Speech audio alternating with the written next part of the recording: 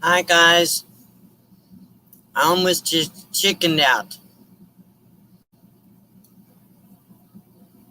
I don't know if anybody's here or not. Can't tell. I didn't hide. Hello, Joy, blessed life. This is crazy. It's very late at night. I couldn't sleep. I was gonna go live, and then I chickened out. I changed my mind and canceled it, but apparently somebody texted me and said I'm supposed to be live right now. So here I am. So, hi, Teresa. Oh my goodness, I can't believe people are going to come this time of night. It's 10:30 where I'm at. If you're any other time zone, I think it's probably pretty late for you guys. Anyhow, thank you for coming. It's crazy. I am unable to sleep. I have a lot of sleep problems anyhow. So I guess I was going to talk. TLB, hello. I think I'm going to talk about my nomad life. I will try to follow the chat tonight. Shouldn't be too crowded. If you have questions for me, please feel free to ask me. Oh my goodness, it's 1:30 in the Smokies. Teresa Hartman and Barefoot in Alaska. Hello too. I'm glad you're here. I'll probably say this a dozen times. I really had no intentions of doing a live stream tonight, but I couldn't sleep. So I guess tonight I'm going to talk about my nomad life.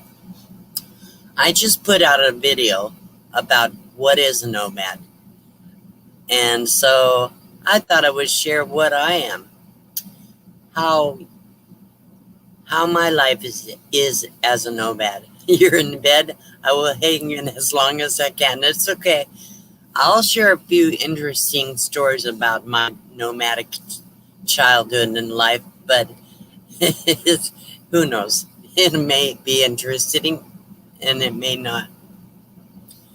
Lucretia, what are you doing up tonight? Van Life Voyages, there she is. Yeah, thanks for texting me. I chickened out. I was going to do the live stream because I couldn't sleep. And then I said, it's really late. People are not going to be up this time of night. And I thought, oh, well. So I just canceled it. But I guess YouTube put it out. Oh, we got back from Oregon. TGIF. Maybe she should have gone and seen you, Lucretia. Anyhow, so I'm just going to go ahead and chatter. I will try to follow the chat. It shouldn't be too crazy tonight. I was just sitting and thinking. First of all, I've been thinking a lot about I need to get out of this heat. Even though I can't drive very far, I can drive up to the mountains, which is about 300 miles from here. I just have to do it in increments, and I think it's really too hot here. But I need to stay here till the 26th because they're opening up a different RV space for me. So that's true. There are a lot of night owls. If there's anybody, well, okay. Oh my goodness, TLB, thank you so much for your super sticker. I don't really care about money at this time of night, but I do appreciate it. I just hope people don't think I come for that reason. So I was thinking, I'm probably going to go up to Flagstaff very soon here. And, hello, Christina Gatula. Us elderly have a hard time to go to sleep. That's right. That's exactly right. S-Y, I don't know how to say that name. Sibs, or Seabees from Springfield, Oregon. Well, at least we're all on the Pacific coast right now. At least the Pacific Pacific time zone. Bill McIntyre. Good grief. There's 22 people here at this late. Steve Bolin, hello. This is crazy. Oh, you guys, you must be as bored as I am. From the East Coast, good grief, that's really late. 3 hours later than me. So that means it's 1:30 where you're at. Anyhow, so I would thought I have to go to Flagstaff, and I need to at least that area in Pennsylvania. Okay, and I thought I'm gonna go ahead and think about going up to that area at the end of the month. Van Life rocks. RD, so, thank you so much for your super sticker. You guys are crazy. Doesn't anybody ever sleep? Sometimes I wonder about this YouTube community. We're all night owls, I think. Hey, Over the Hill RV. Hello. Evening Shade. So let's see. I probably missed a few people already. But hopefully I'll say hello to everybody as it goes. Okay, so I don't know if I have any moderators in here. Van Life Voyages, are you a moderator on my channel? I don't know if you are.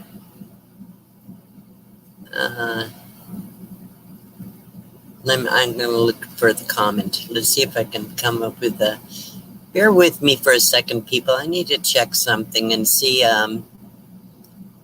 if I can find... I'll turn it off, but I'm going to have to find this video on the YouTube. Hang on. On the YouTube side. Oh, there it is. So if I click on that, then I can... On the YouTube. There we go. So, okay. So I need to make a couple of moderators. I think Van Life Voyages and Evening Shade are moderators.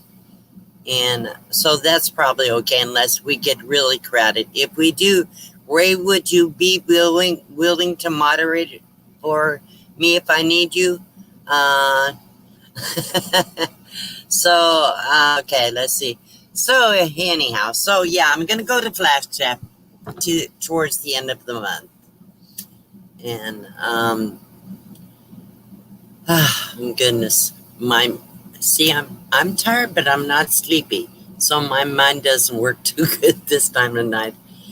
I probably should have eaten something today. I'm really bad. Okay, thanks, Ray. Let me go ahead and go to the YouTube side and go ahead and make you a moderator. So hang on. See if I can figure this out. I think I have to do it from the YouTube side. Add moderator. There we go. So hopefully you have your tool.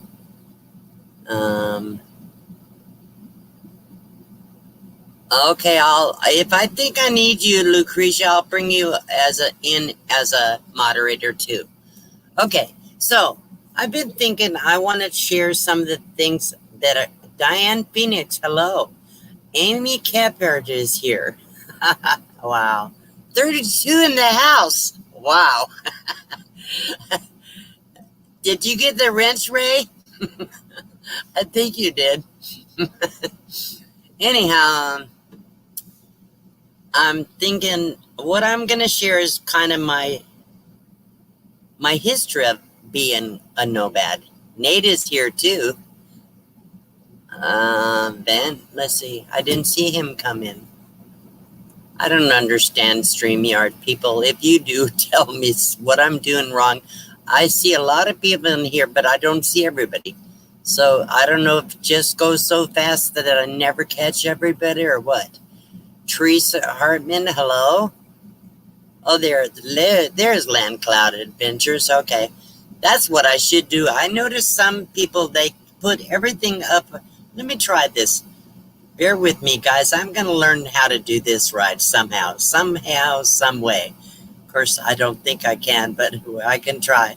So there's Joy Blessed Life, TGIF, TLB, This will be fun. Teresa Hartman. Hello.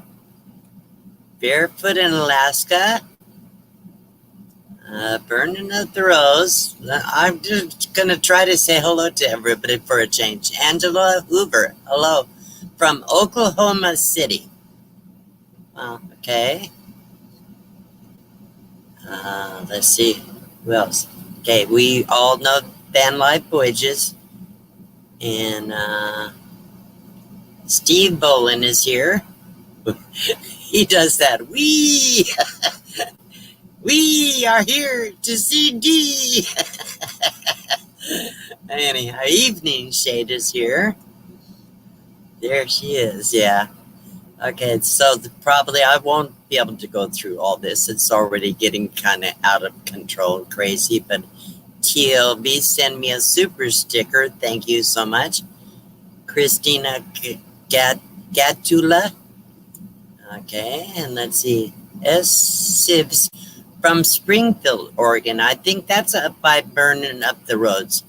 That's Springfield is near, I believe, Eugene. Bill McIntyre is here. So let's see. Yeah. Eugene.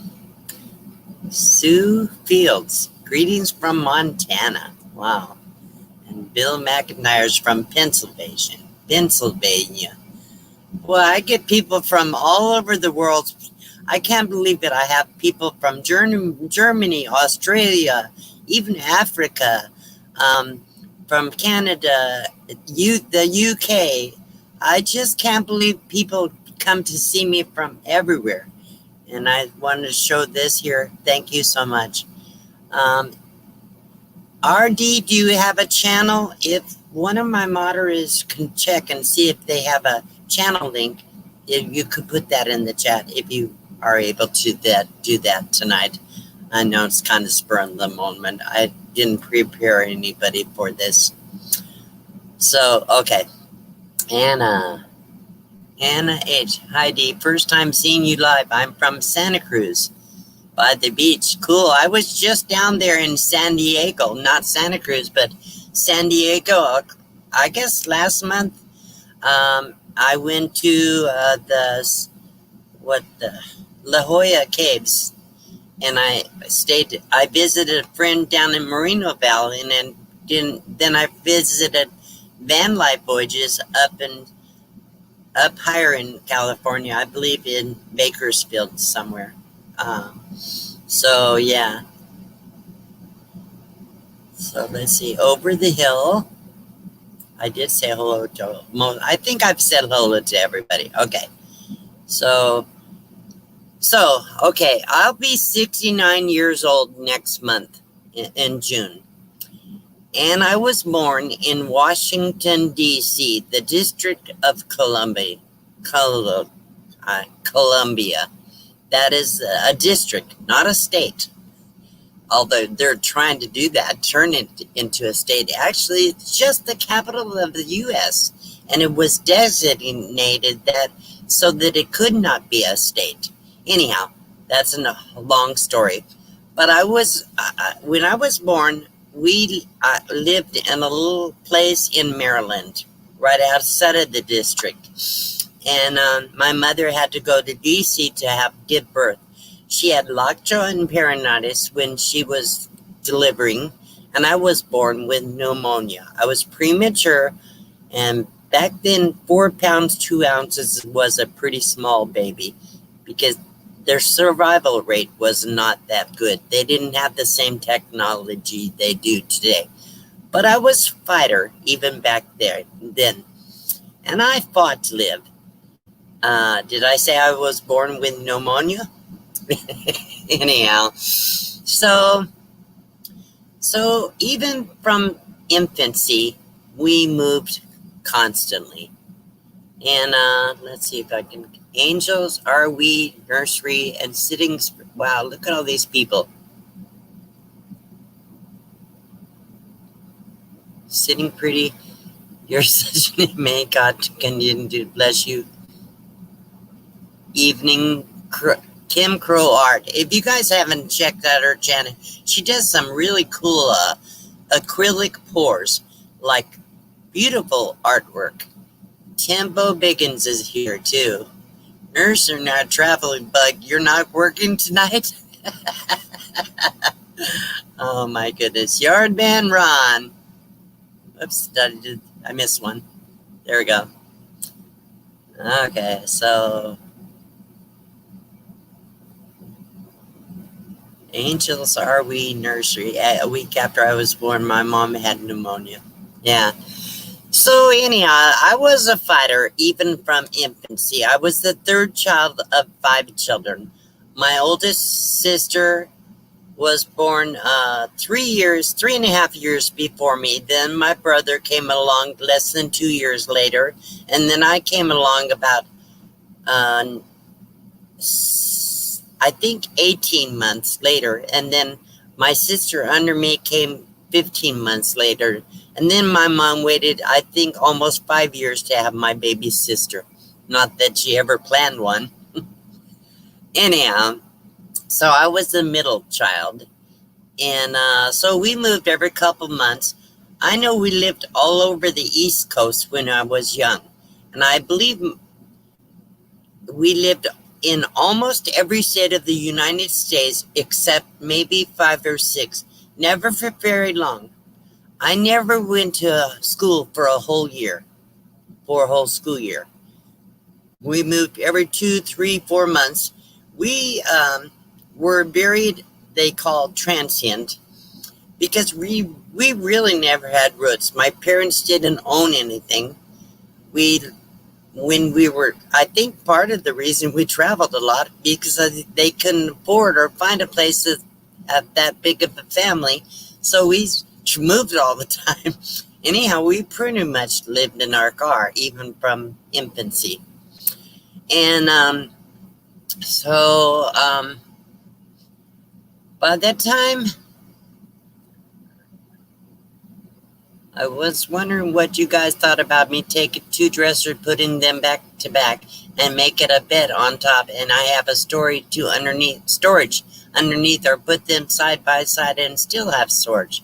I think that's a cool idea, truthfully. I think that would be great. It'll give you sturdiness underneath. I don't know if it's going to be big enough, just unless you're talking about 2 like the 9 drawers wide dressers with a lot of drawers under them. That would be cool. Anyhow, so by the time I was 8 or 9 years old, we started working in the fields. Up until that time, my parents held a lot of odds and end jobs. So they always, my mother was a motel maid. She worked for IBM for a period of time, but I don't know how long. My mother was educated. As far as my dad goes, I believe he wasn't as educated, but he was not a stupid man, very smart. I believe he was also worked hard in the fields when he was a kid. And he was the oldest of 5 boys, and he pretty much raised his brothers, because his parents died when he was very young. So he really never knew what a family was. And he never really ever was able to settle down because of that, I think. So he was not a good parent, but he did the best he knew how. He never learned how to be a good parent. And my mother was a motel maid, but she did go to school and even college. And so anyhow, but because my dad could not settle down, she traveled around the country with him.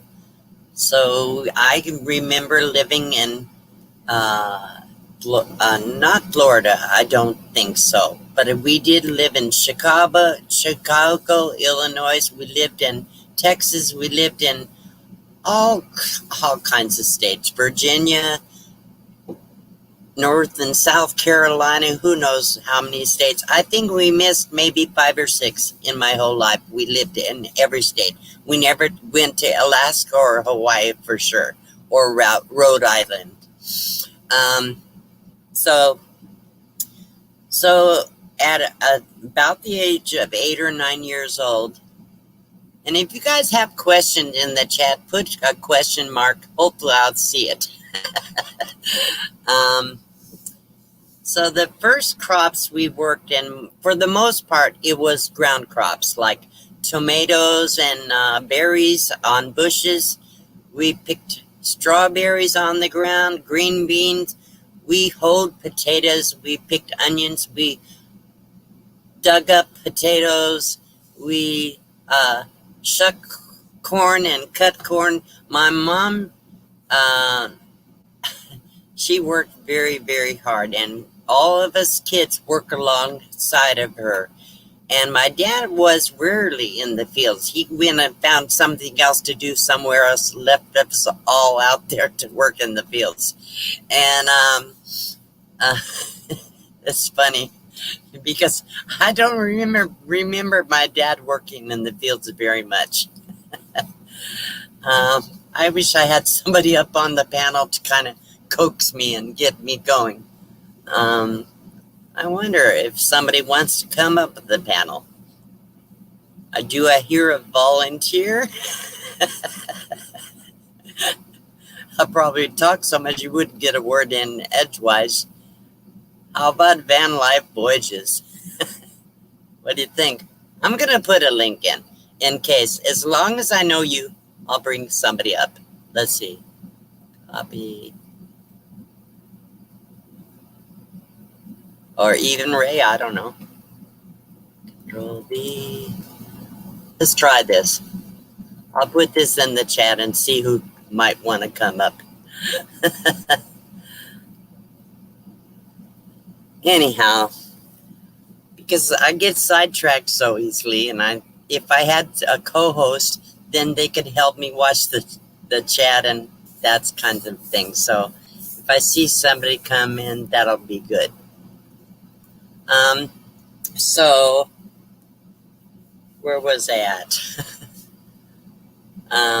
Okay, so yeah, we picked up tomatoes, green beans, potatoes. Some plants grow down in the ground, some grow on top of the ground, and we picked the beans off the vines. We string the twine over the wire. What they did is put up poles and strung wire across at the top and top on the bottom. They were called pole beans. And we strung the wires, and then when the season was ready to pick, we picked the beans. We picked a lot of fruit because we picked apples, cherries, oranges, peaches, plums, all kinds of fruit from the fruit trees. Anyhow, when we traveled, when we worked in the fields, we moved from one crop to the next. We followed the crops based on the season. Whatever season crops were growing during that season, that's what we picked. And we would stay in houses and apartments for a few months at a time when we were going to school. But this is what I remember about going to school and living in the houses. What would happen is we would just get settled in. My parents would find an old house somewhere. Oh my goodness, thank you so much. Somebody just sent me another. Joy, blessed life. It's almost 2 a.m. and smoky, so I have to rest now. I pray you have sweet sleep after your live stream. Thank you for coming, hon. I do appreciate it, and thank you for your super chat. Okay, so let's see. And so where was I? I couldn't talk van life voyages into coming up. Anyhow,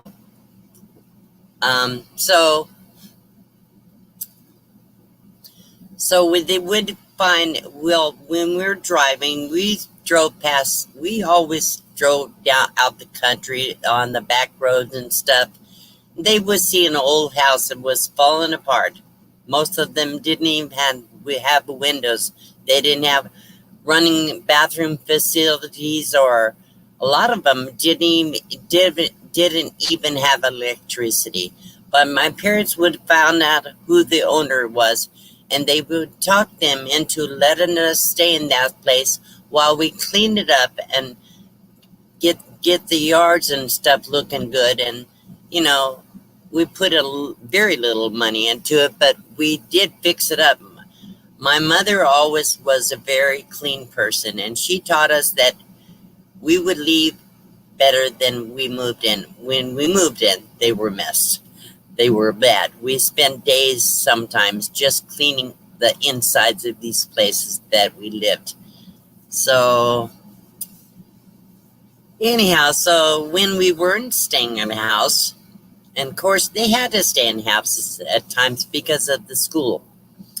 So when we weren't staying in houses, we were moving. We were on the road in usually a station wagon.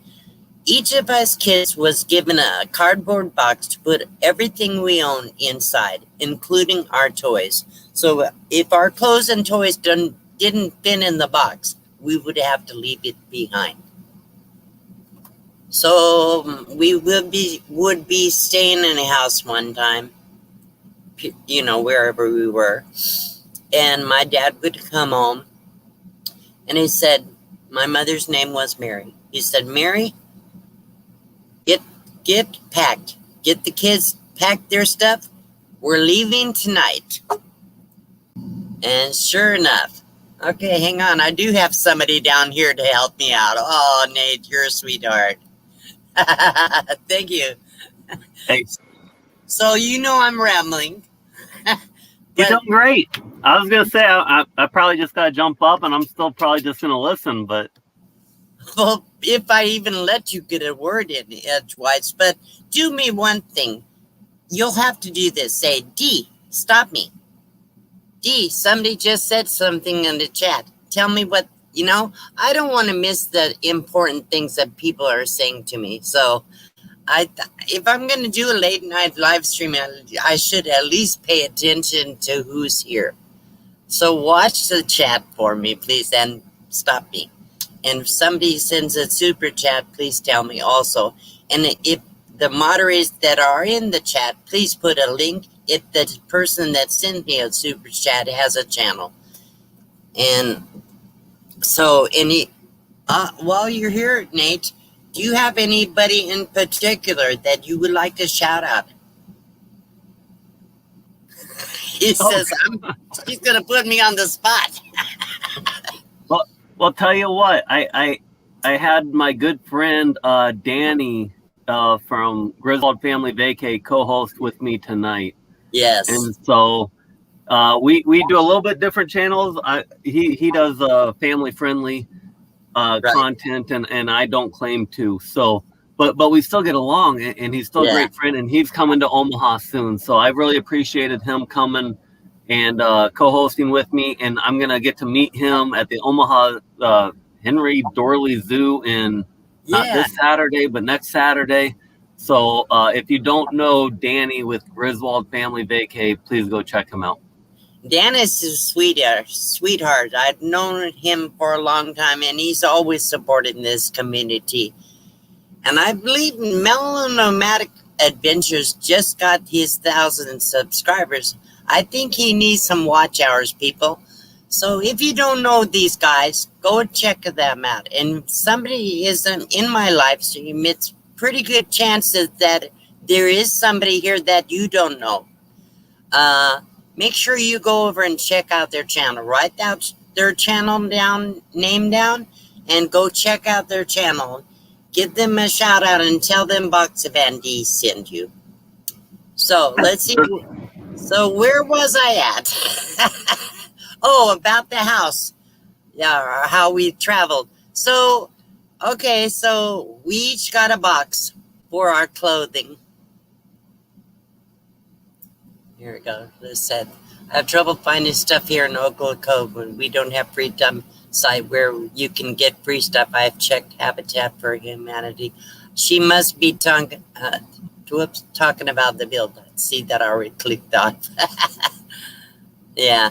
So, yeah, the thrift stores and yard sales are probably the best place to go to find used stuff. Anyhow, And D, you just got super chat or super sticker, $5. John oh Velosis. my goodness. Really? Okay, let's see. See, we have 63 people that can't sleep tonight. So let's see. That was from John Velosis. Thank you so much. He says, greetings from Los Angeles.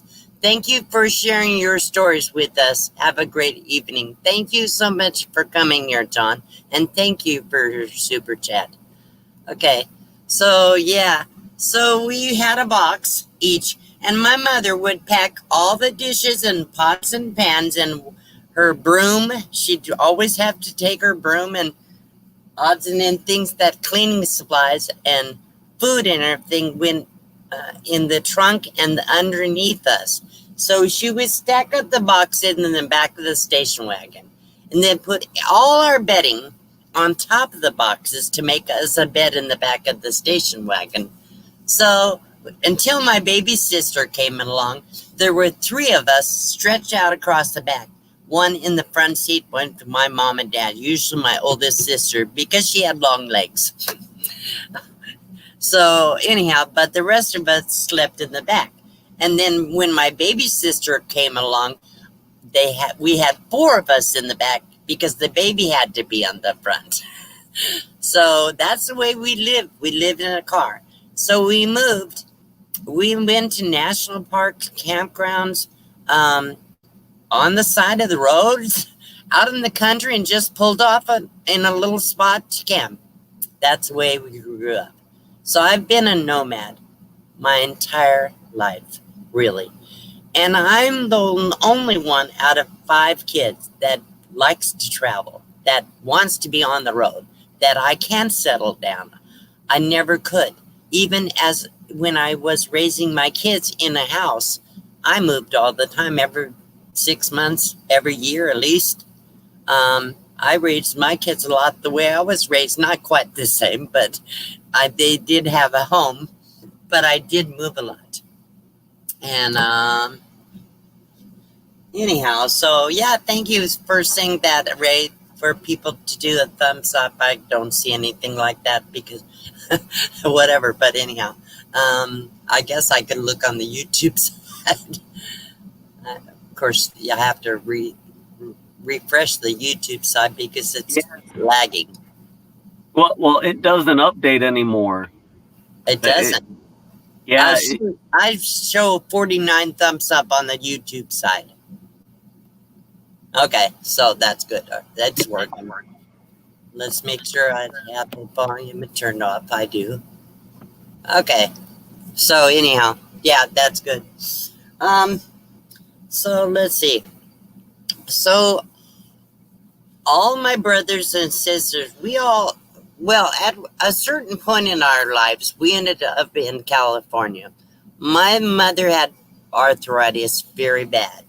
And the doctors, go ahead. I see you want to say something. Oh, no, I was just readjusting so I could watch the live chat. Okay. All right. So her arthritis was so bad that the cold really bothered her. And the doctors told her that she needed to be in a hotter desert climate. Then that's how we ended up in California. We came to California in order for my mother to be in the hot, dry heat, and she could get to the hot mineral spas. So we ended up in a little town called Desert Hot Springs, right outside of Palm Springs, California. And so we still traveled all year, but during the school year, we would go to the desert.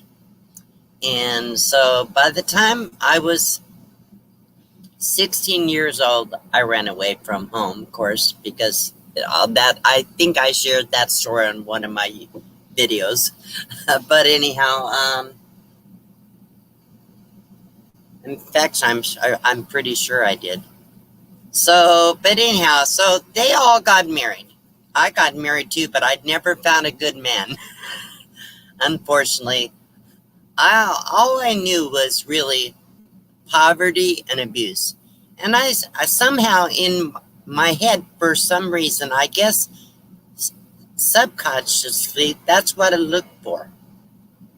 People that are abused have a tendency to find people that abuse them.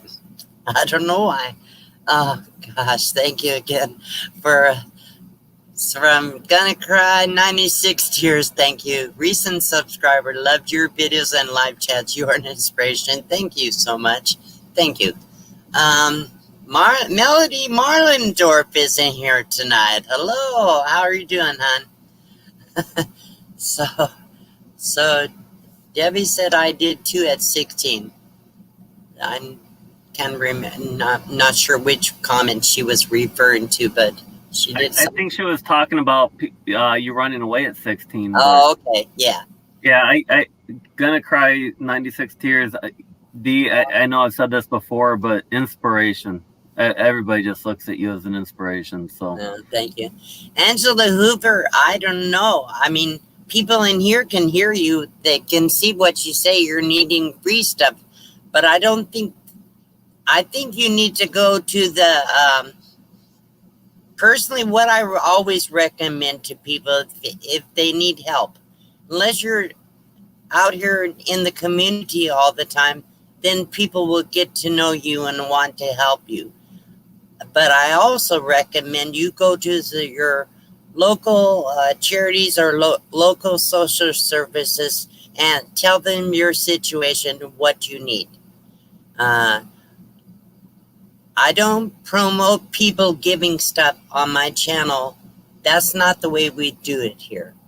We get to know people first, and then people want to help you. Do you have a YouTube channel? Are you,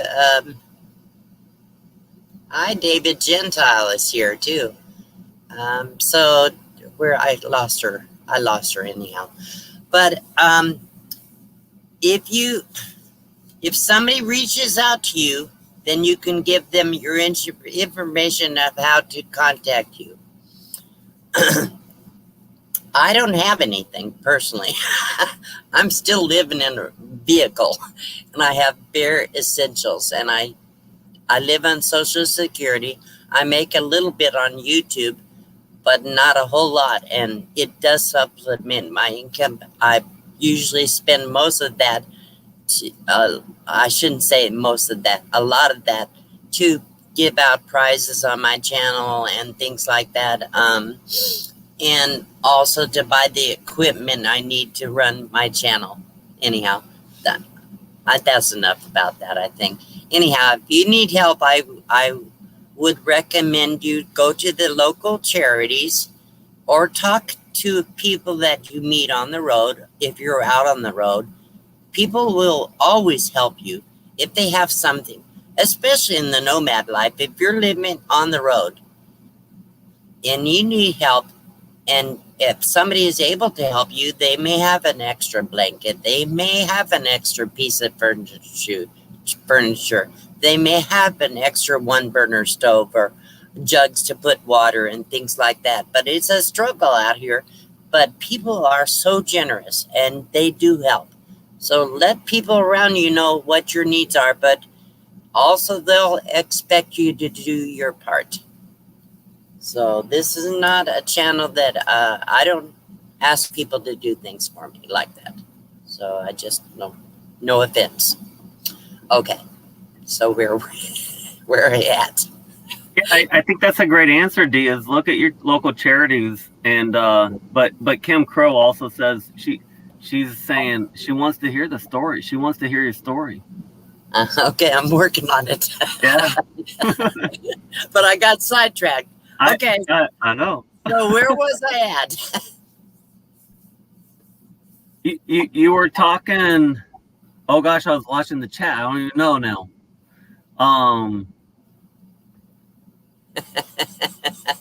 Okay. Well, anyhow, I think I was talking about how we pack it all up in the car. So sometimes we got a car top carrier, not the big plastic or one they have today or the bags. We just had a metal rails across the back of the 2 rails across the top of the station wagon, and we ran ropes over the boxes and stuff. That's how we hauled everything. So everything we owned for 7 people went in one car. And that's the way we lived. We stopped and camped on the side of the road. We didn't have sleeping bags. We didn't have tents. We slept on the ground. We slept under blankets. We made beds with pine needles, and we are up in the mountains. My parents liked to drive at night because then us kids would be asleep most of the time. And we stopped in social services at times and spent 5 hours while they interviewed my parents, deciding if they wanted to help give us some food or give us enough gas to put us back on the road. It was a rough childhood. It really was. But we survived. So all my brothers and sisters are living up in Washington State. They all have kids and grandkids.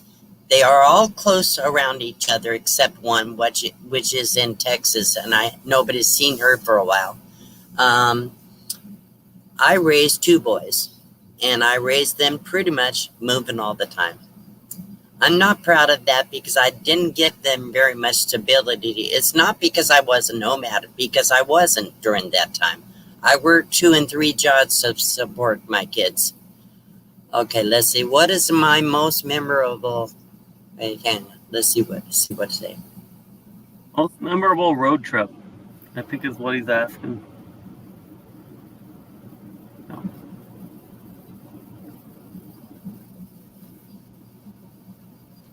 Oh, this is Angela Hoover again.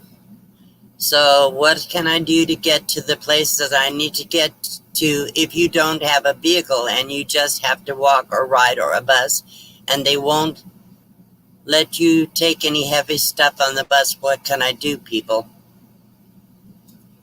If anybody's in chat has a response, please share it. And Dee, I think that depends a lot on where she's at and the local charities. Right. That's really hard to respond to from you to expect that answer.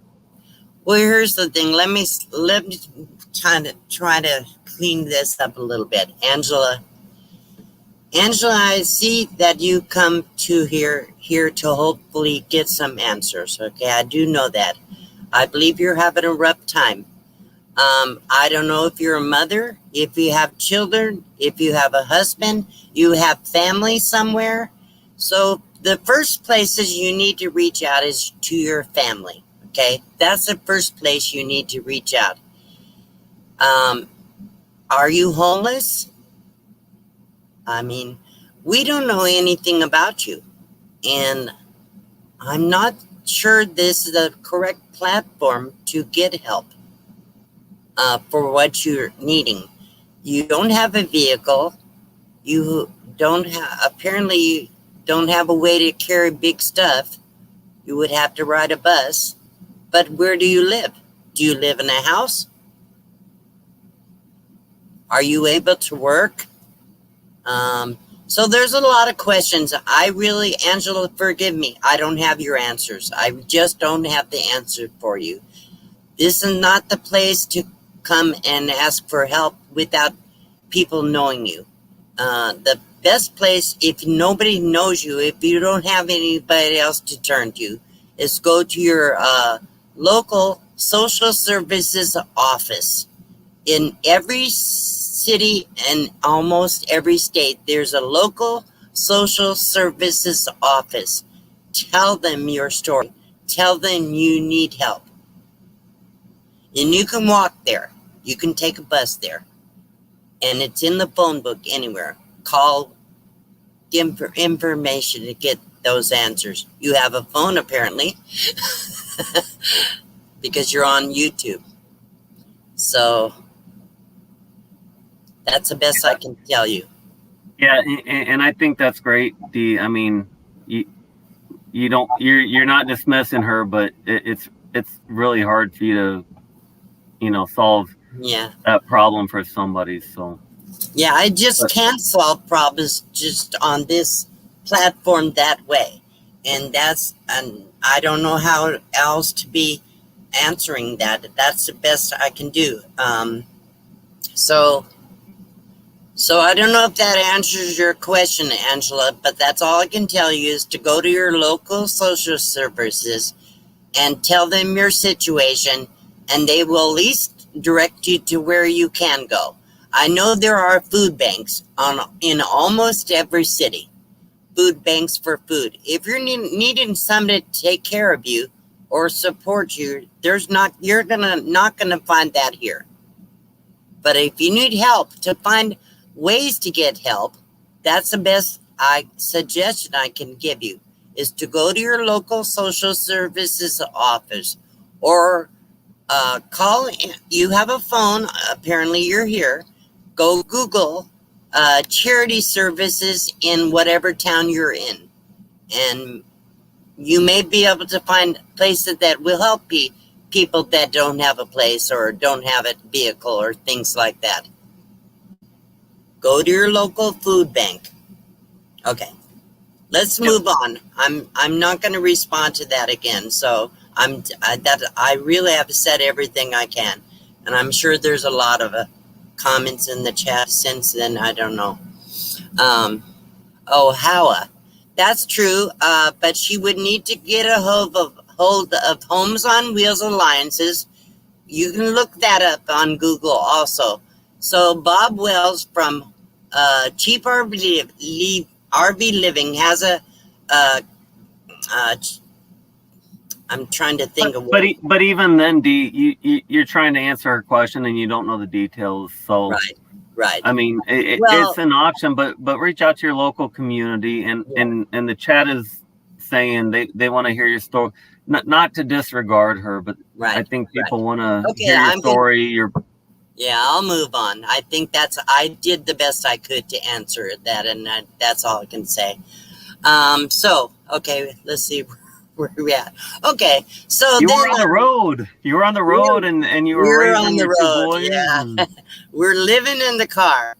I'll share a couple of situations. I remember we found an old house somewhere in Arkansas. I don't know what town it was. It was out in the country. This house had no windows. It had a great big porch with the pillars and the holes in the porch. It had an outhouse. It had no kitchen appliances, no electricity, no running water. We had a well. In that place, there was a well bucket that went into the well. It was a long bucket. And we dropped down in the well to get our water out.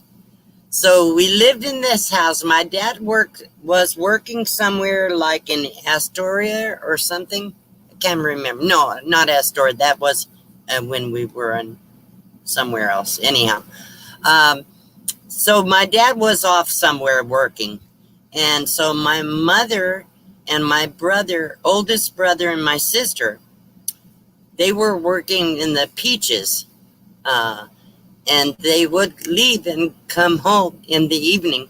So I can remember I was left to take care of my two younger sisters. And they would bring tons of peaches home. We didn't have a lot of food, but we had peaches. And I remember I decided to make my mom a peach pie.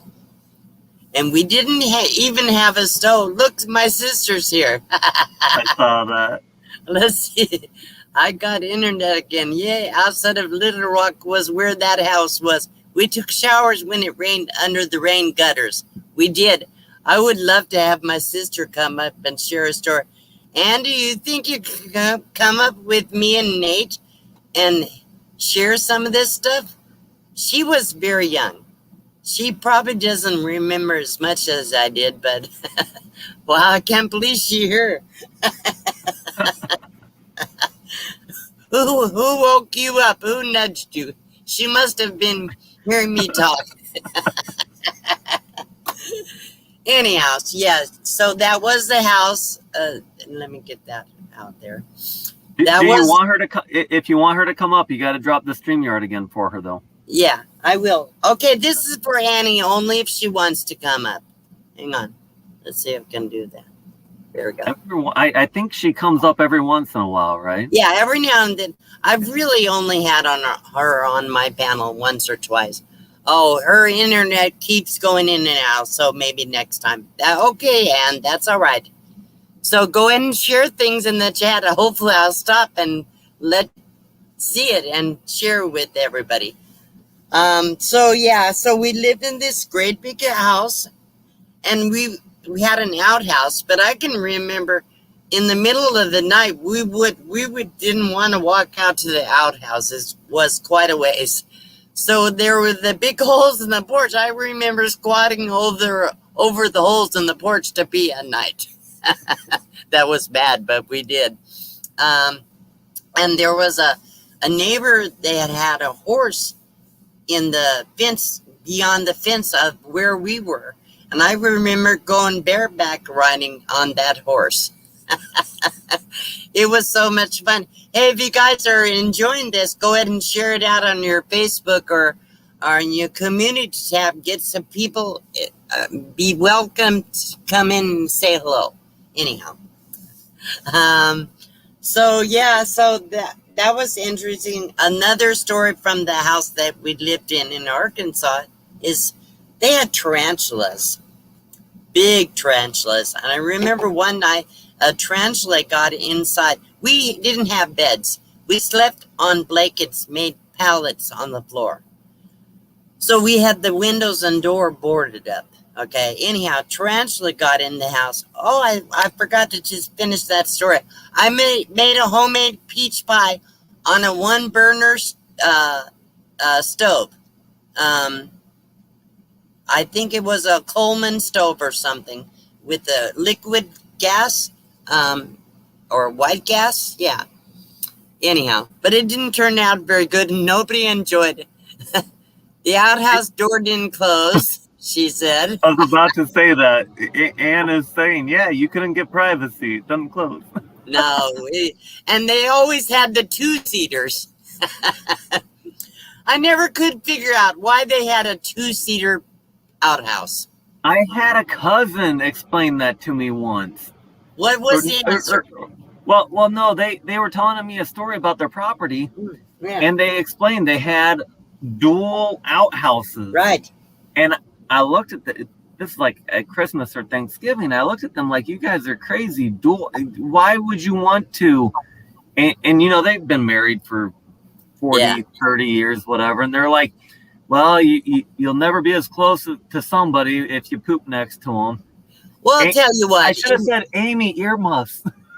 I think in those days they had a lot of big families, okay? And you only have one outhouse. So when you have 5 or 6 kids, the kids don't care if they go to the bathroom at the same time. I think that's why they did it. I don't know. That's my explanation, and I'm sticking to it. Evening Shade said something about poop in one, pee in the other. I don't know. Yeah, I don't think so. I think it all goes in the same hole, even though there's 2 seats, right? Yeah, it does. It does. Okay, so that wouldn't. Yeah. And we would pour pine sol down in there so it wouldn't stink so bad. Of course, strong pine sol is pretty noxious too. Look at all these people in here. 69 people in this live stream. This is crazy. What time is it? 11:30 my time, which is 12:30, 1:30, 2:30 Eastern time. My goodness. Wow. Anyhow, so the tarantula got in the house. And I can remember we were so scared we didn't want to get in the beds because we were afraid that big tarantula was come in the bed. So my brother finally got a hold of it and killed it.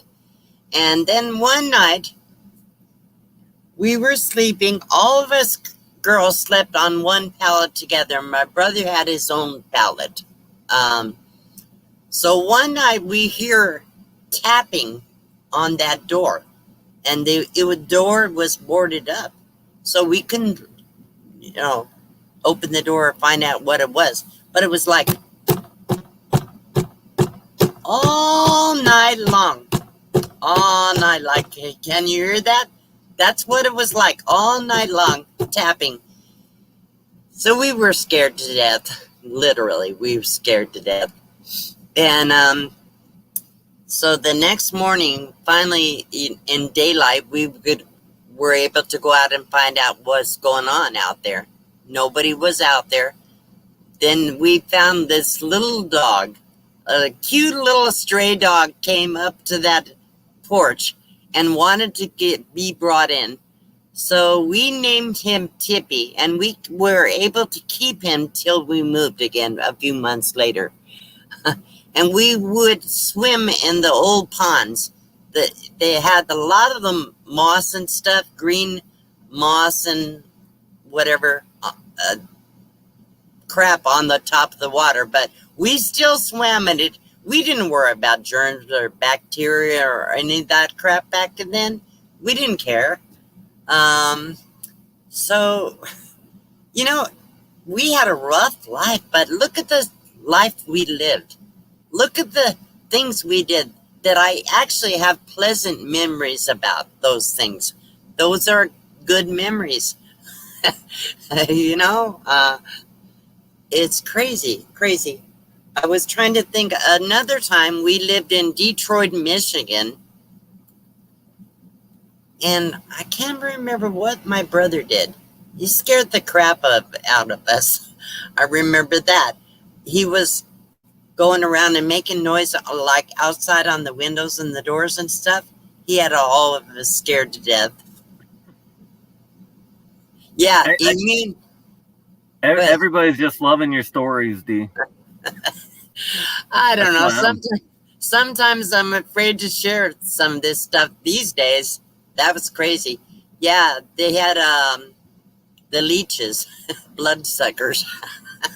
Sherry Corner said something about bloodsuckers. There it is. Yeah. Yeah, now these memories will be on YouTube. That's true.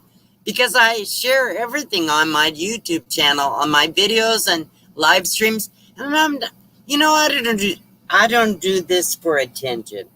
But what I do is try to let people know that it doesn't matter where you came from. It doesn't matter how bad it was. You don't have to live there anymore. You know, move on. Change your life today. Do something different. Find joy in the moment. I live in a box truck. I started out in a car. I lived in my car till I was too sick to do that anymore. Then I had to work that out. I bought a cargo trailer on payments. I built out the cargo trailer. I wasn't physically fit, but I managed.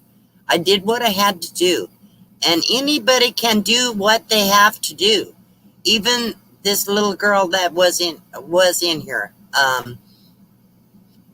You have to do something. You can't sit around and wait for somebody to do it for you. Get out there and do it. Find some joy. Find pleasure. I love playing around with wood.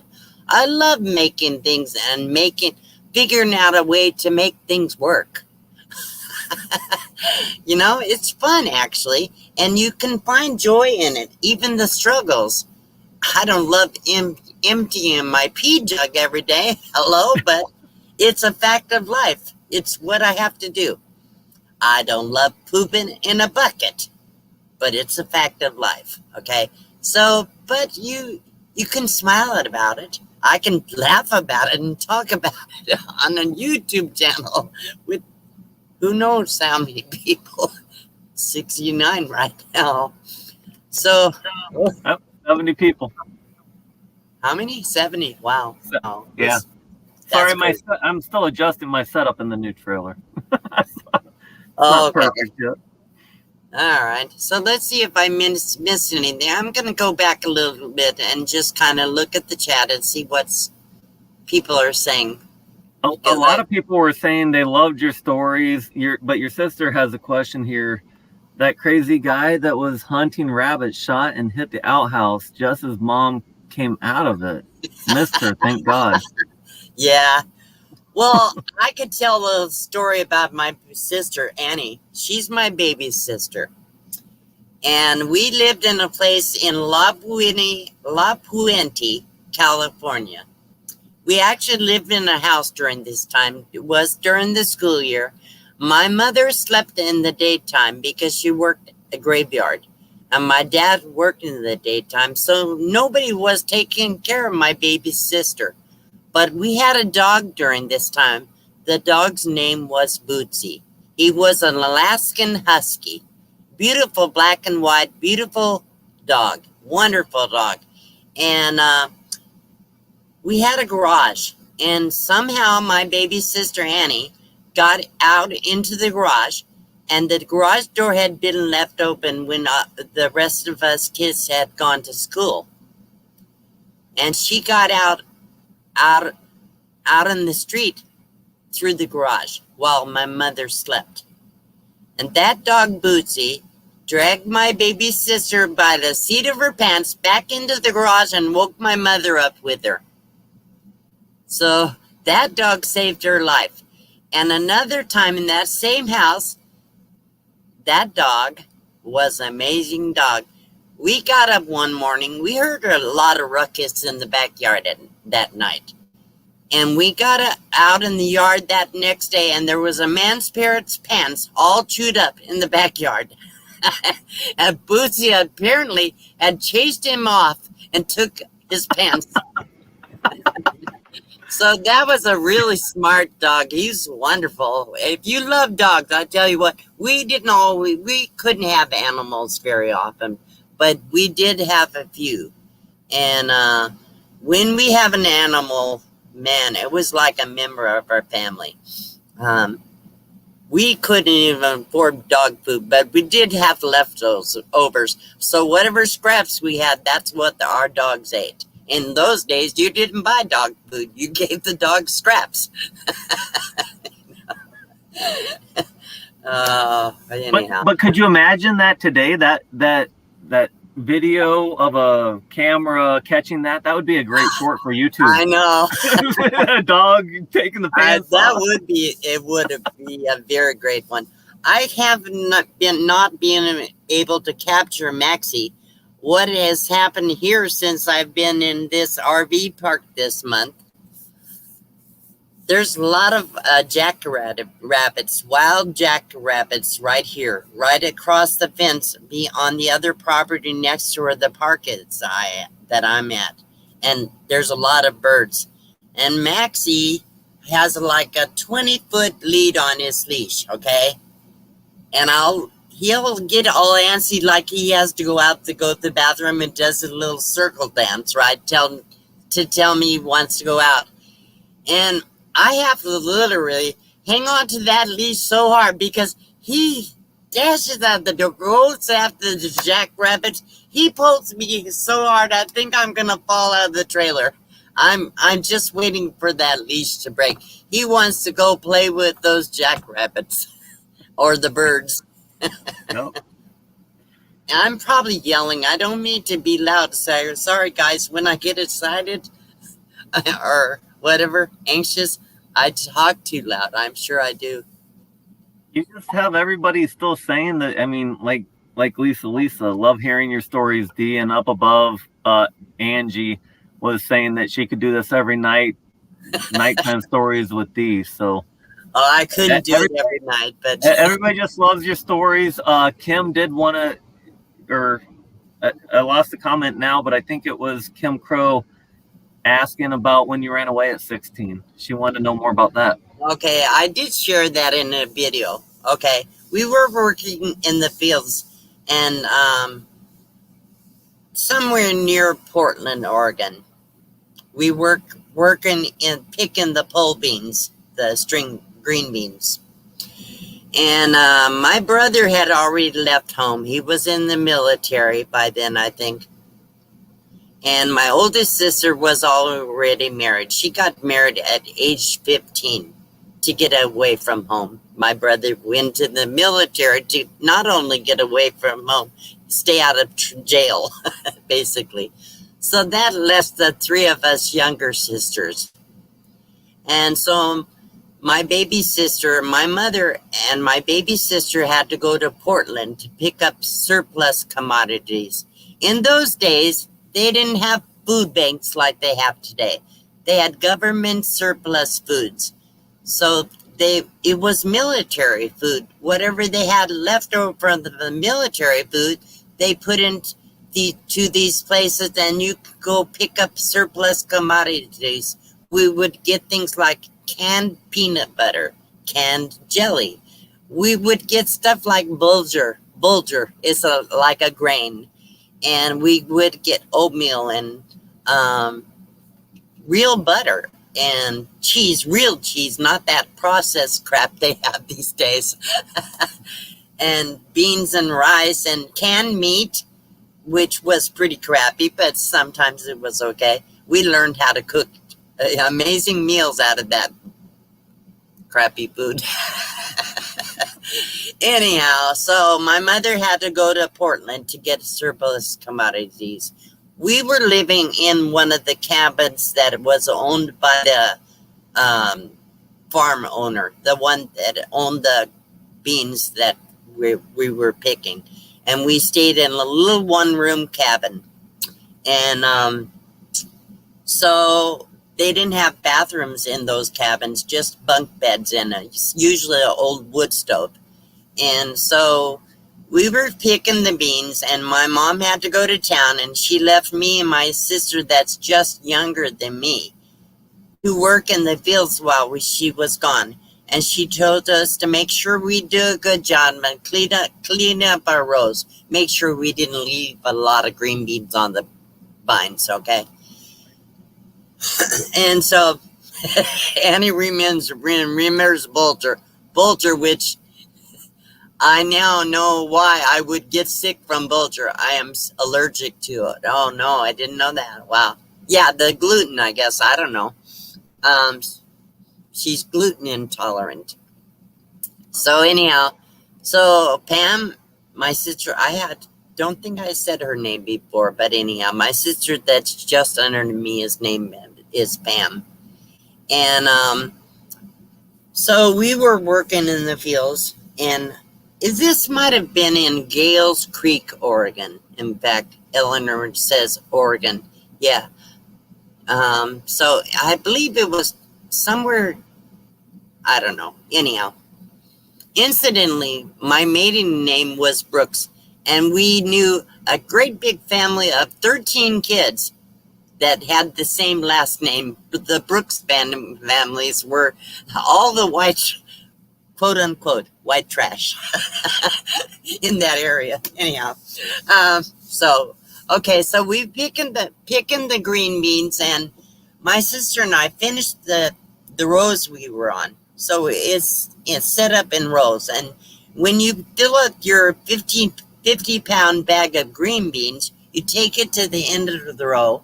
They have great big bins, and they have a scale, and they weigh the bags of beans that you pick and dump them into the bins.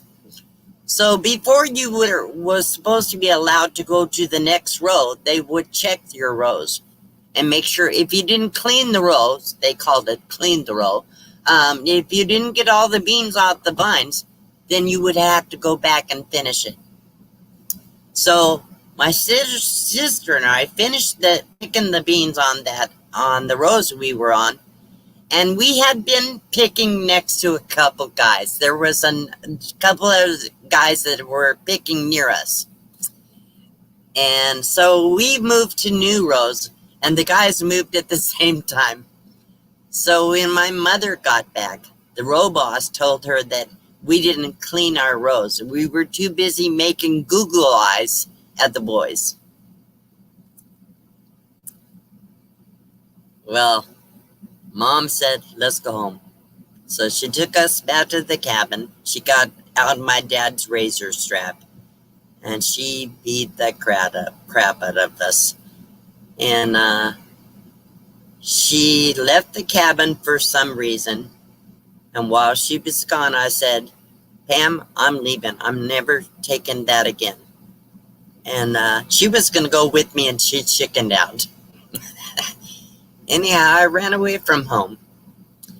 And I ended up on the road, and my mother found out I was gone, and she came after me in the pickup. We had an old, falling apart white pickup at the time. Okay, good night, Ann S. Thank you for coming by.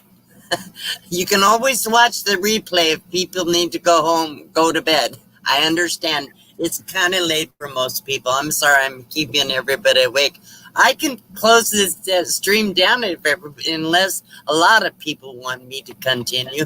You've got 67 still in here from what I'm looking at. Yeah. So I do understand if people need to go. And it's not a problem. You can always come back and watch the replay if you want to hear the rest of the story. Kim says, stay. Please continue. No, continue. Cool. All right. So anyhow, my mother found the vehicle I hitched a ride in. And actually, she wasn't in the pickup. I was in a pickup. She was in the car with my sister. Anyhow, she was following the car. She must have seen me get in the car. I hitchhiked. And she followed the car, and she saw where I got out of the car. And I found, I had the driver have stopped the car, and I had got out of his truck, and I walked down a ravine, where on the side of the road, there's a hill that goes down. And there was kind of like a wash area, but anyhow, it was in Oregon. Anyhow, I walked down in there, and then my mother came out of the car, and she said, she called me Maggie. She said, Maggie, get up here. I said, no, I'm never going back. I'm never going back. I hate you. I hate you. I never disrespected my mother in my life until that day. But anyhow, yeah. So I refused to go. So she left. She went, got the police, and came back. And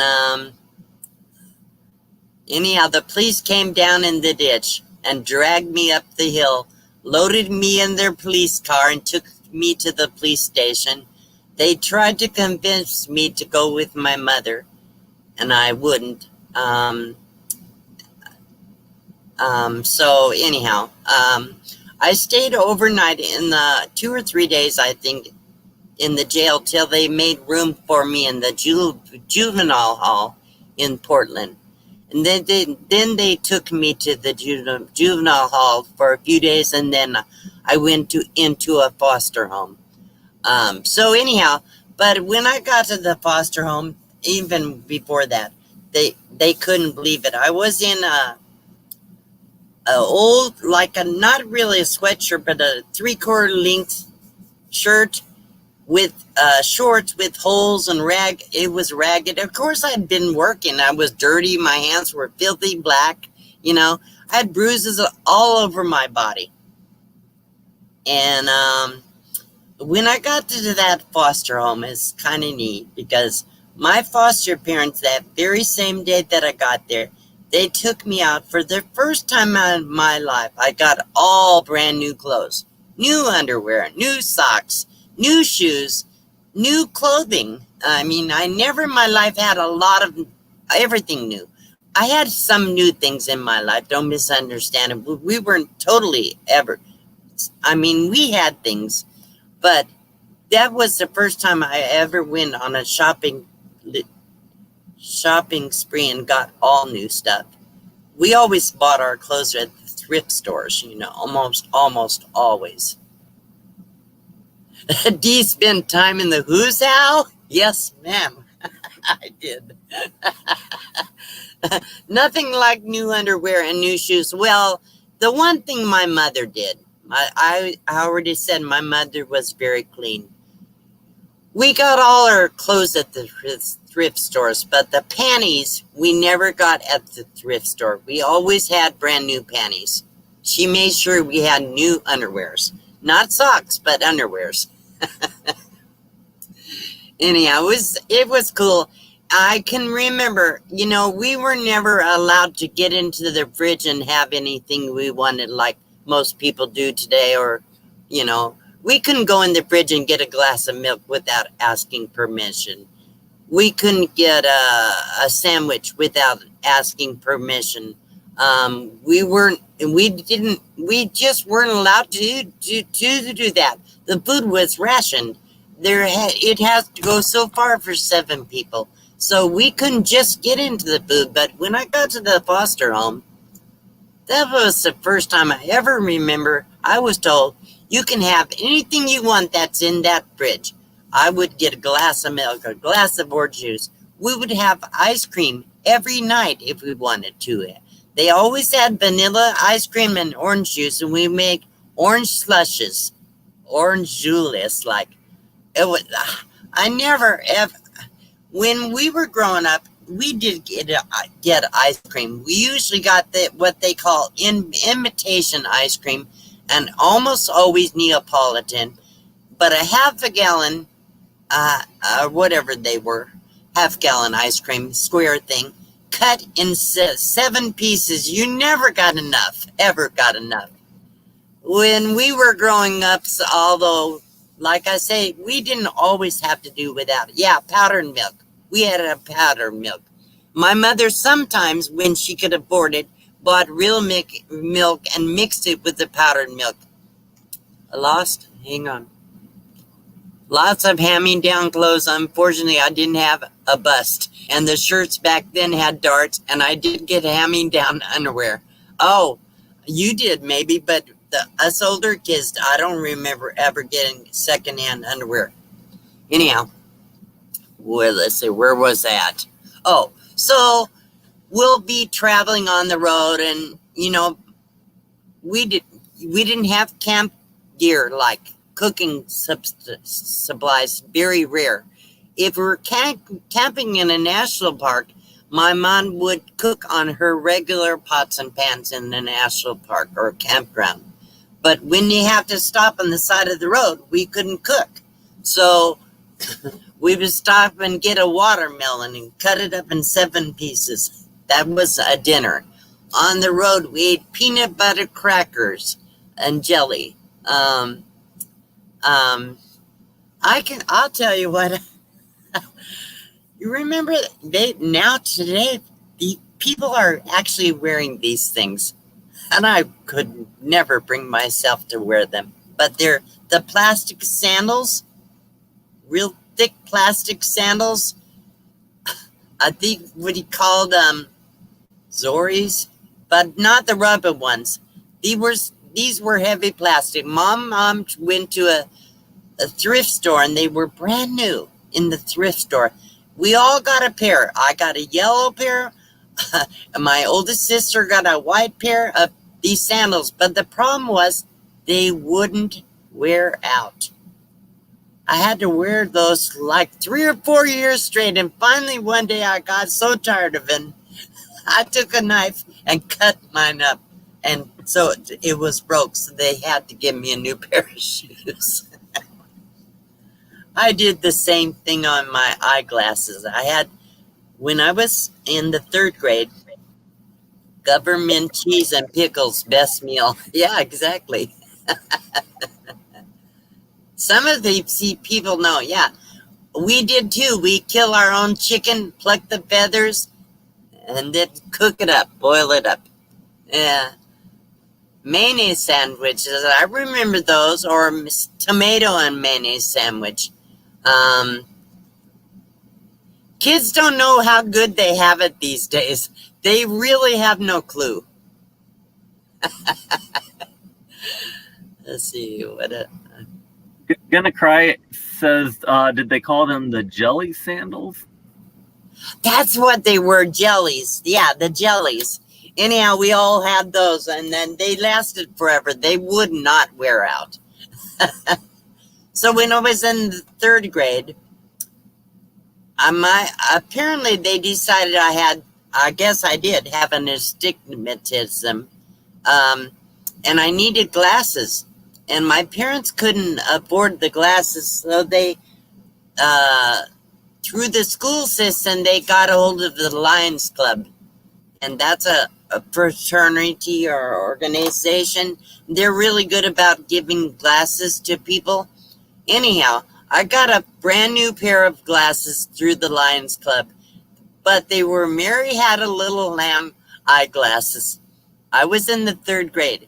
By the time I got to the 8th grade, I was still wearing those same Mary Had a Little Lamb eyeglasses.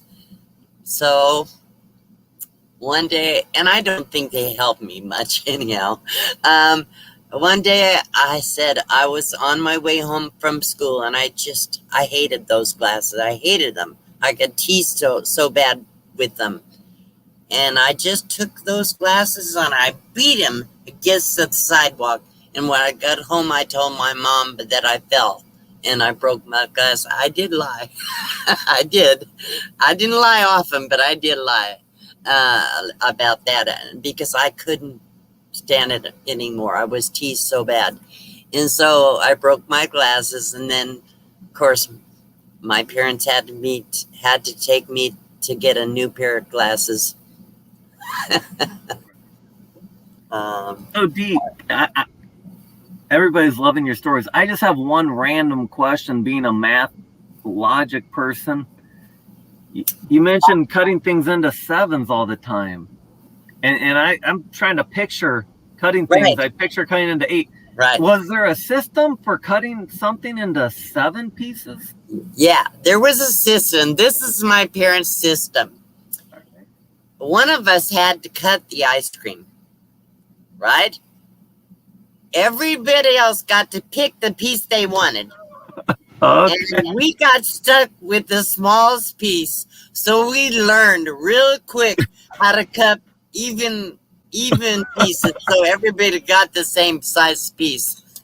Gotcha. That was the system. Anytime we had to divide something up in the family like that, whoever did the cutting or measuring got the least, always. Fascinating. Yeah. Sorry, that was the one thing I'm trying to cut everything in my mind. How do you cut something in 7 pieces? Exactly. All right. Hello, Nels. Let's see. He says, remember when Mom would put a bowl on our head and cut around it for a haircut? Yes, she did.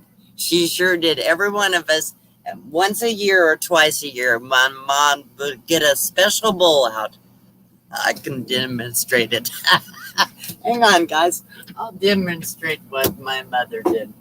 I have a perfect bowl to do this. If I can get it out. You're not actually going to cut your hair right now, no, are you? No, I'm not. But this is what my mother did. She put a bowl on her head and took the scissors and cut around the bowl to cut our hair. She sure did. I love the show and tell. You like that? I love it. I love it. This is the best could do another haircut online. Yep. Yeah, that's good. That's a funny memory, Annie. That's cool. Anyhow, yes, the reason I was dwelling on this is because I'm thinking, what can I share about being a nomad? I think that's a pretty clear description of what my nomadic life is. If I can take this afterwards, I think I can download it and then edit it into an actual video so that the people that don't go to the live stream could view it from a video. I'll try to do that. I haven't never pulled down a live stream. I've taken some of my other videos and go through and take pieces out of it for things, but not like a whole video.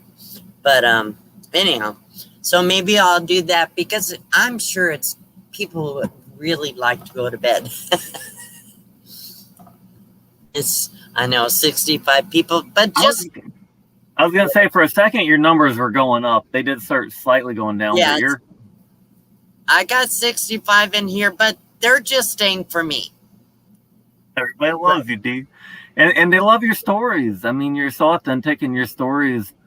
I mean, they're just real. Well, that's true. They are real. And I don't think you're going to hear this stuff from anybody else. I didn't take it from somebody else. I didn't take somebody else's what they already did. I'm sharing the real stuff. If you haven't connected, yes, thank you. I should mention the moderators, please put your links in the chat. People, I have a lot of friends here, 66 people in this room. If you have not connected with somebody that you see in the chat you don't know, please write down the channel name, go to their channel, watch a video, comment, tell them Box Bandy sent you, and hit their bell if you like them. Then you'll know when they put out another one if you really like their content.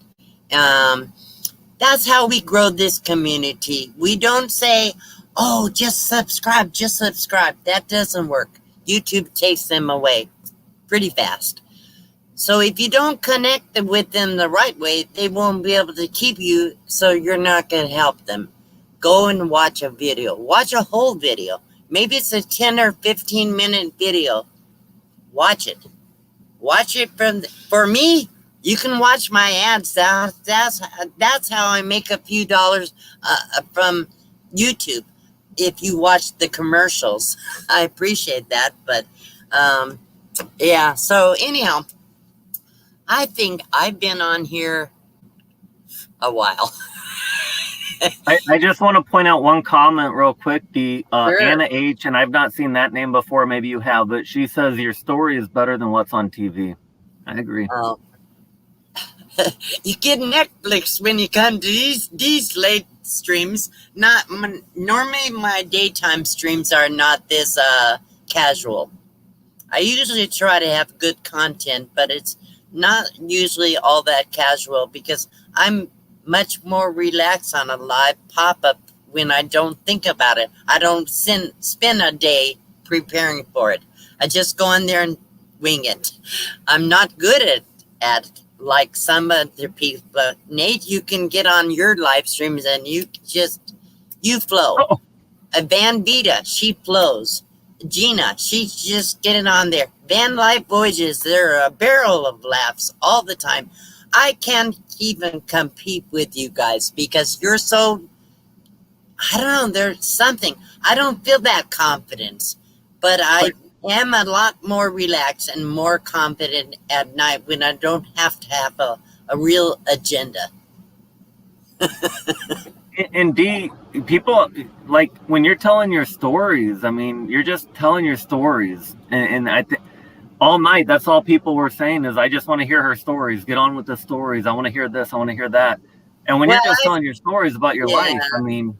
I felt really bad for that lady. I don't know if she's still in the stream, but I felt really bad for her. But I did feel that like I shared everything I could, and then I needed to get it moving, get on.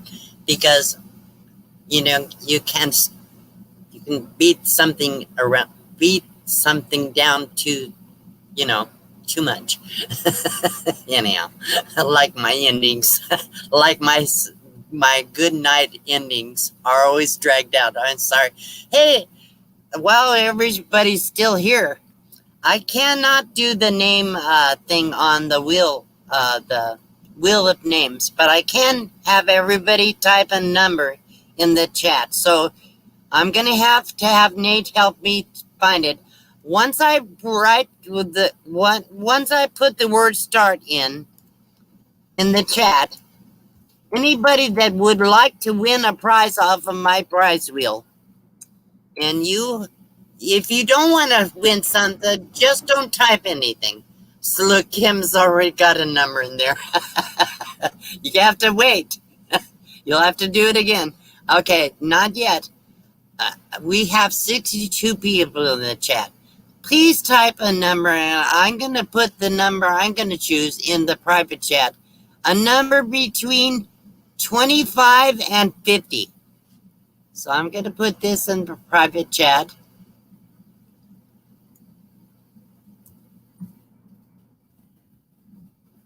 So Nate, I'm going to type the word start in the comments. Okay, I'm going to type the word start. As soon as you see the word start, you have to do it again. I see a lot of numbers. So the number's going to be between 25 and 50, starting now, as soon as you see the word start. Okay, here we go. We're starting.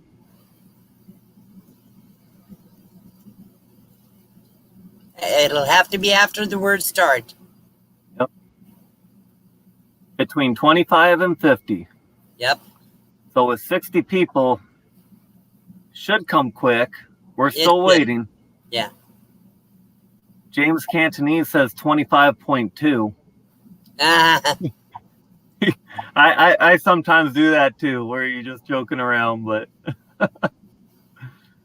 between 25 and 30, we're still waiting. Between 25 and 50. Oh, I'm sorry. Yeah. Yeah, you're right.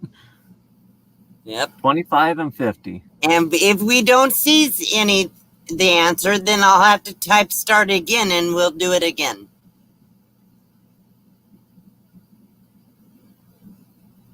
We're still waiting for Annie. It was already in there. Go ahead and type a number.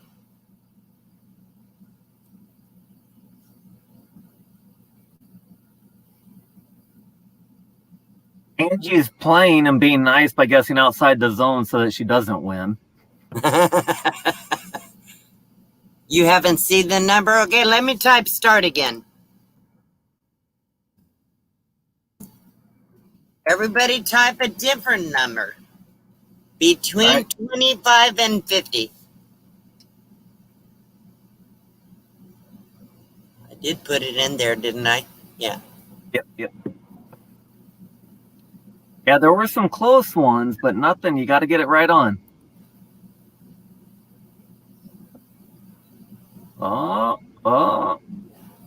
Close. I see. So far, we cover most of the numbers.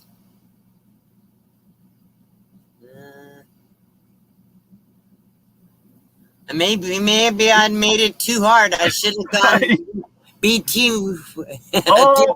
So close. Oh, come on. Gotta have it in there. What number has not been picked? There can't be that many left. Guys. I know. Go through the numbers, guys. Man, you picked a good number. We're still going. Keep putting them in. Yeah. Between 25 and 50. Oh, there's another close one, but that number's been picked already. I see a couple that are one number apart. I see it. There it is. There it is. WP. Debbie P. Yep. All right. So I'm going to pull up the wheel. Bear with me for a second. If I can do that. Congratulations, Debbie. Yes, congratulations. Let me pull up the wheel of names, and I'll pull up the gifts. Where is it? That was a good number pick, D. Holy cow. I know. Normally it doesn't go that long, but... Okay, let's see. Let's get in here. Share screen.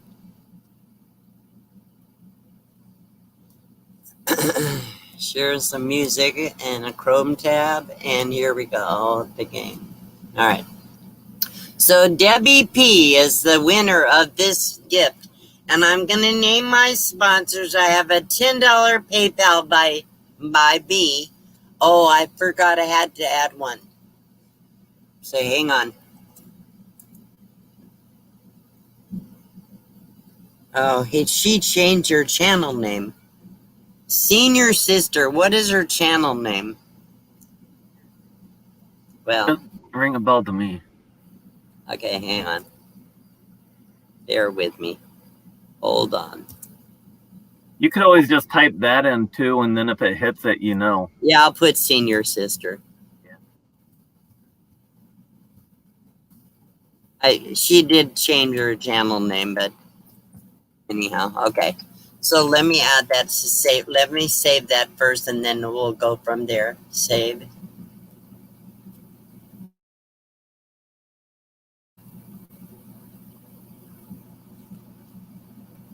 Okay, so I have a $10 PayPal gift, a pressed flower art by Nick's Picks, a $15 Amazon card, a travel laundry bag, a homemade purse charm by Mary Jones, a $10 Starbucks card by Vanderella, a co-branded coffee mug by Johnny's Journey, which has her logo and my logo on the same mug, a $20 Amazon card by Blue Wave Odyssey, a survival multi-tool, a homemade soap by Will's Wanderlust, and a mug from me.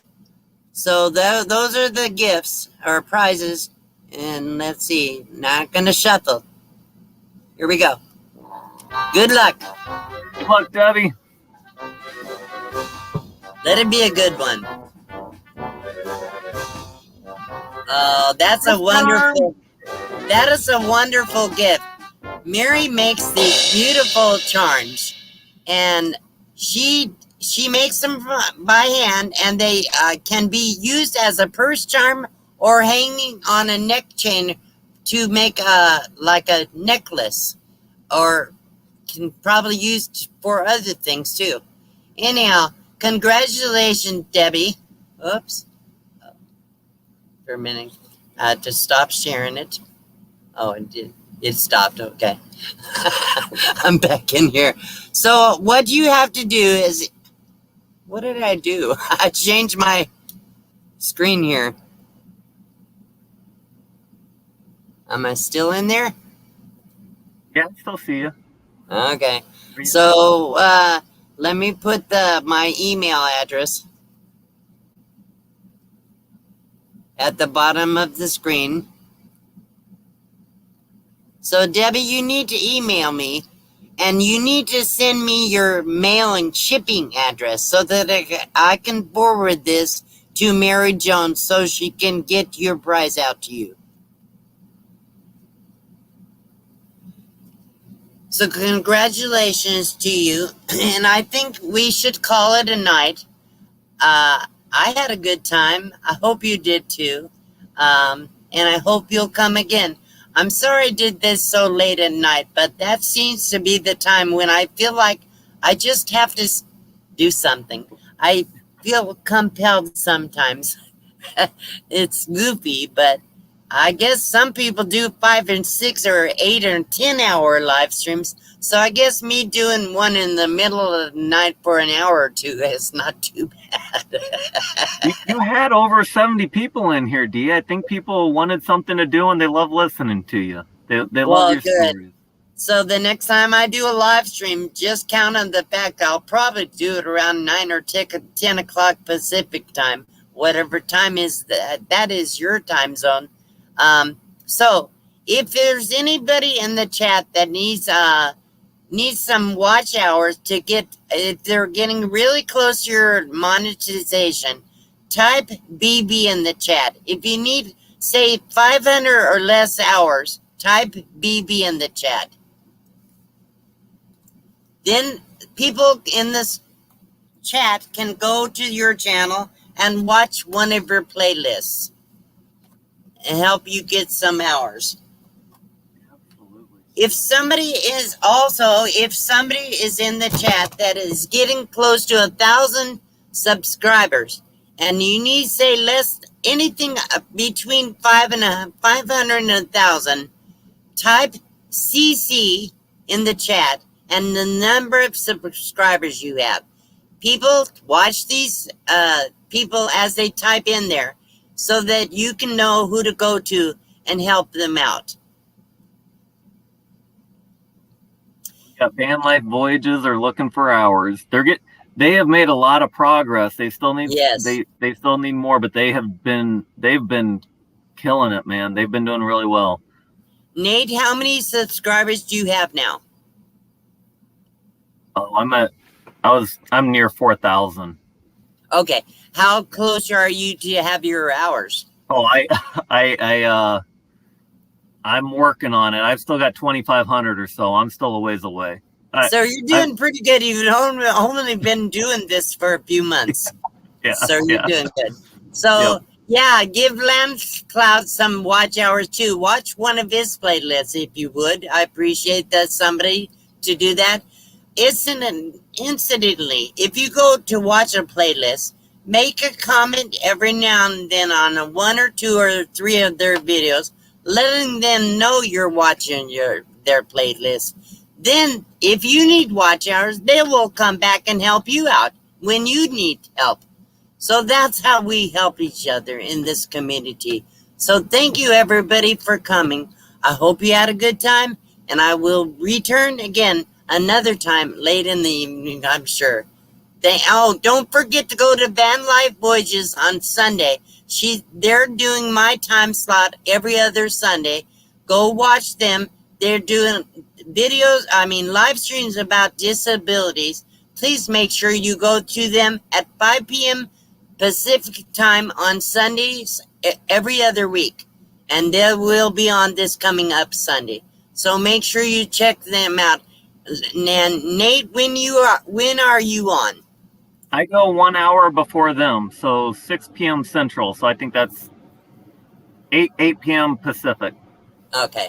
Is when I'm doing. Yeah, my new silly Sundays just to go for a laugh. 8 p.m. Pacific. No, you're after. Did I go the other way? 4 p.m. Pacific. I'm sorry, I always mix that up. Yeah. Okay, there we go. All right. And you also are on. Normally, you're doing a regular live stream on Thursday nights. Yep, Thursdays at 10 p.m. Central. Yep. Okay, so let's show Lamb Cloud's Adventure, Nate, some support by attending his live streams. Thank you all. I will say good night before I keep talking. Good night. Thank you all. Bye-bye. Good night, B. We love you.